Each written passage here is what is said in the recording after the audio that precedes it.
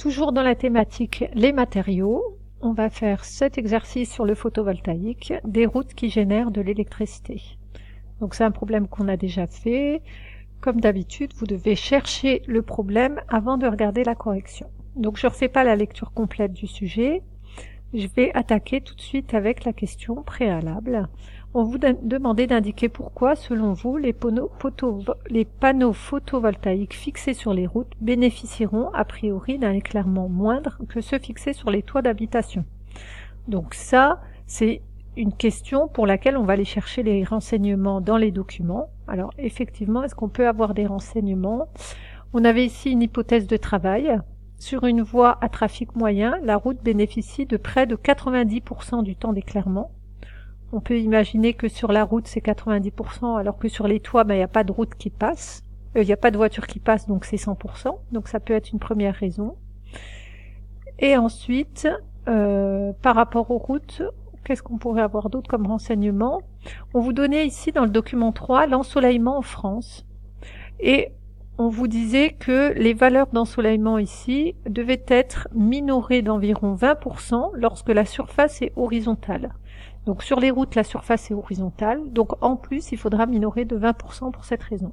Donc on peut noter, à cause du trafic, les routes ne bénéficient que de 90% d'ensoleillement. Il faut en plus minorer de 20% les valeurs d'ensoleillement du DOC 3, car les routes sont horizontales, contrairement aux toits.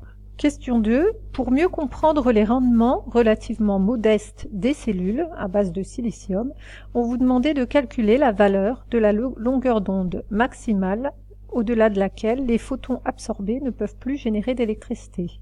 Et à quel domaine des ondes appartient cette longueur d'onde? Donc, on cherche une longueur d'onde. On va essayer de déterminer cette longueur d'onde. Je rappelle que la longueur d'onde, dans quelle formule on la retrouve, même si ici, bon, il y a un document qui nous précise comment faire. Donc la première formule, c'est C égale à lambda sur T pour une onde électromagnétique, où C est la vitesse de l'onde.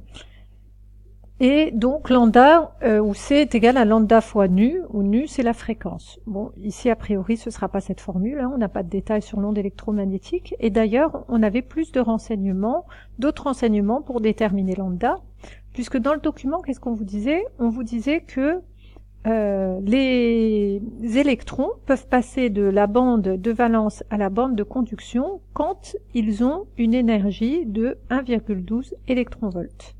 Donc c'est seulement, et cette énergie-là, ils vont la recevoir comment? Ils vont la recevoir grâce aux photons.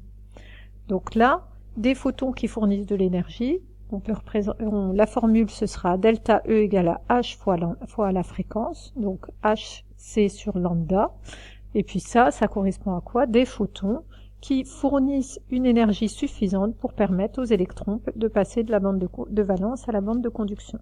Donc les deux formules-là, il faut les connaître absolument. Même si celle-là, on ne va pas l'utiliser. Hop. Et celle-ci. Ensuite, il suffit ici de remplacer par les valeurs pour trouver. Donc le delta E, on le connaissait. D'après l'énoncé, delta E, c'était 1,12 électronvolts. 1,12 électronvolts. Mais je rappelle que dans cette formule, delta E, ou la différence d'énergie, elle est en joules.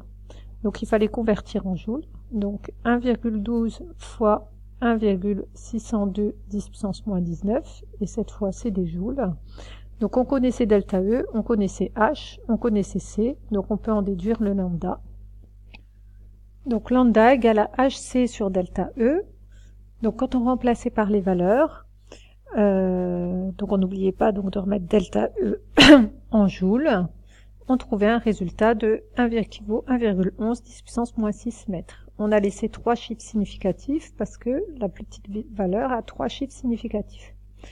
Donc ça, on peut le mettre en nanomètres. En nanomètres, on trouvait 1110 nanomètres. On nous demandait à quel domaine ça appartient. On sait que le visible, c'est entre 400 et 800 nanomètres. Donc ici, c'est lambda en nanomètres. Et au-delà de 800, ce sera des infrarouges. Donc c'était dans le domaine de l'infrarouge. Donc on passe au problème. On nous demandait d'évaluer la surface de bitume à équiper de revêtements photovoltaïques si l'objectif fixé est de couvrir par ce moyen la totalité des besoins de notre pays en électricité il fallait s'appuyer sur le résultat obtenu pour dire si un tel objectif semble réalisable. Donc rappelons, c'est quoi le principe de la cellule photovoltaïque?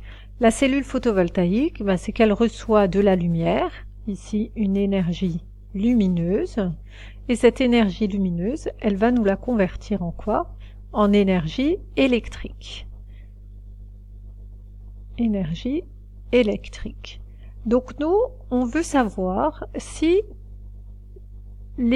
en mettant des cellules photovoltaïques sur les routes, on arrivera à fournir assez d'énergie pour toute la France. Donc il y a plusieurs renseignements qu'il va falloir aller chercher. On va se poser la question, mais cette énergie électrique dont on a besoin, elle est combien? Quelle est sa valeur? Donc quelle est la valeur de l'énergie électrique dont on a besoin en France?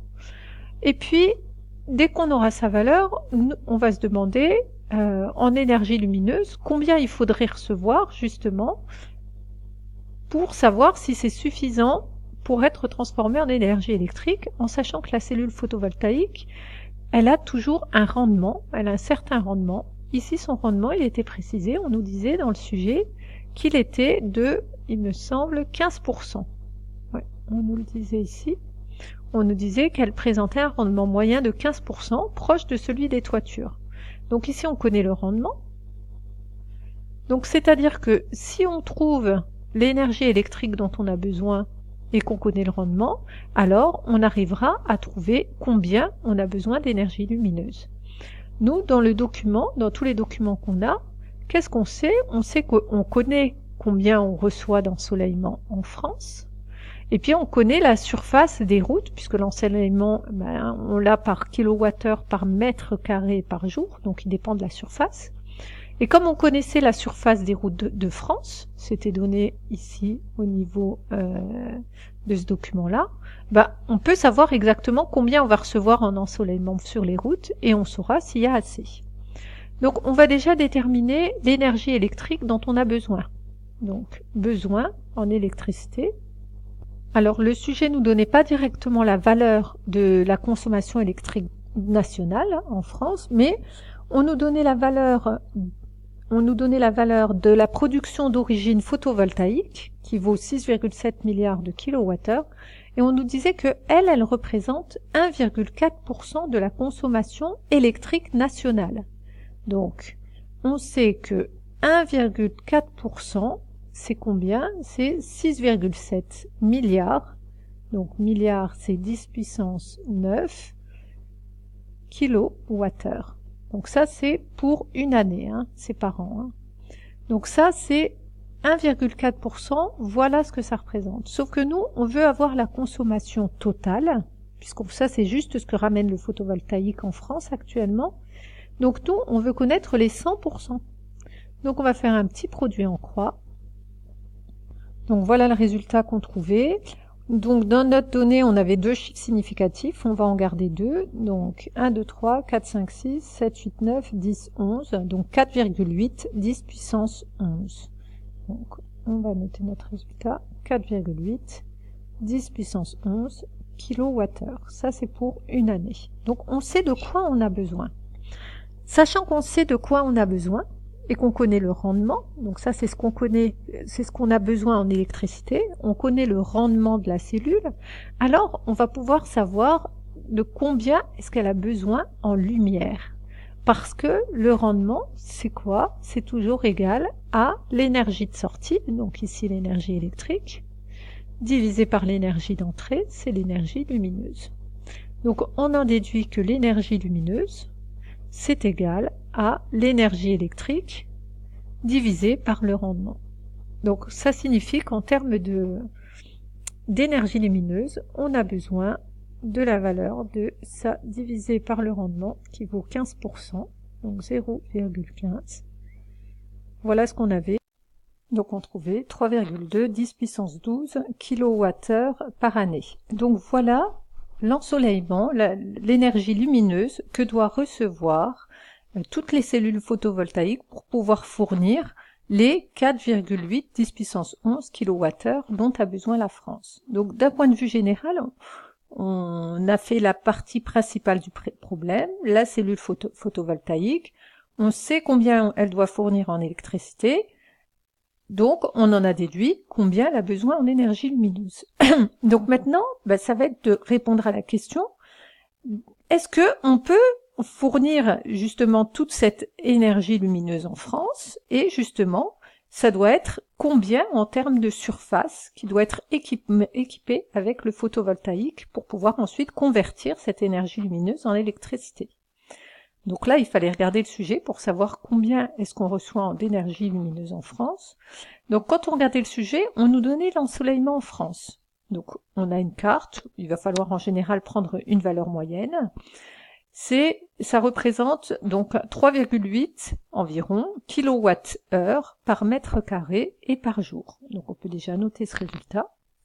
Donc l'ensoleillement en France, 3,8 kWh par mètre carré par jour. Ça, c'est par jour. Mais nous, on connaît les besoins par année. Donc on va convertir pour une année. On va tout simplement multiplier par 365 jours. Donc voilà combien on a d'ensoleillement en France. Donc voilà de combien on a besoin, et voilà combien on a d'ensoleillement par mètre carré. A priori, on pourrait en déduire maintenant la surface, puisque je sais que 1 mètre carré, ça m'apporte tant d'ensoleillement, alors que moi j'en ai besoin de tant, avec un petit produit en croix, je peux trouver la surface. Alors il y avait juste 2 petits pièges. Le premier, c'est qu'on nous disait que cette valeur, il convenait de la minorer d'environ 20% parce que la surface est horizontale. D'ailleurs, c'était dans les questions préliminaires, donc ça elles étaient importantes, ces questions préliminaires, pour qu'on tienne bien compte de ça. Et puis le deuxième piège, c'est que la route, sur une voie à trafic moyen, la route, elle bénéficie de près de 90% du temps d'éclairement. Donc il va falloir minorer de 20% et minorer aussi de 10%. Donc on va faire ces 2 minorations. Donc, quand on minore de 20%, c'est-à-dire qu'au lieu de recevoir cet éclairement, il n'en recevra que 80%. Donc on multiplie la valeur par 80 sur 100, et voilà ce qu'on obtenait. Il fallait également minorer, on a dit, de 10%, donc on va faire la même chose. Donc la route ne bénéficie que de 90% d'éclairement, donc là, elle reçoit 90% de cette valeur-là. Donc je prenais la valeur, et cette fois j'en prends 90%. Il fallait faire attention aux tournures des phrases, hein. Là c'était minoré de 20%, ça veut dire qu'il en restait 80, et là par contre il en reste que 90. Donc c'est pour ça que là je laisse 90, et là je prends pas les 20, mais juste le 80. Donc voilà, on a réussi à déterminer combien est-ce qu'on reçoit d'éclairement au niveau d'une route. En moyenne, voilà, on retrouve à peu près 998 kWh par mètre carré. Donc pour une année. Donc on sait en une année combien est-ce qu'on reçoit d'éclairement, et on avait calculé combien on a besoin d'éclairement en tout pour pouvoir la convertir après en électricité. Donc ça c'est les besoins d'éclairement, c'était ici, ça c'est les besoins d'éclairement en France. Donc on va faire un produit en croix.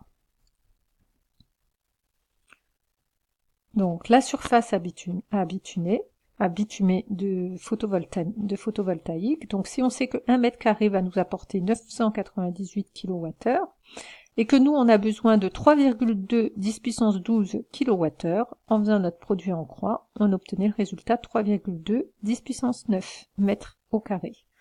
Au niveau du sujet, est-ce que ça suffit comme surface, en sachant qu'en France, la surface totale, elle est 17 000 km au carré. Donc ce qu'on va faire, c'est qu'on peut remettre ce résultat-là en kilomètres. Donc je rappelle que 1 km c'est 10 puissance 3 mètres. Donc ici c'est des mètres au carré, donc on va mettre des kilomètres au carré.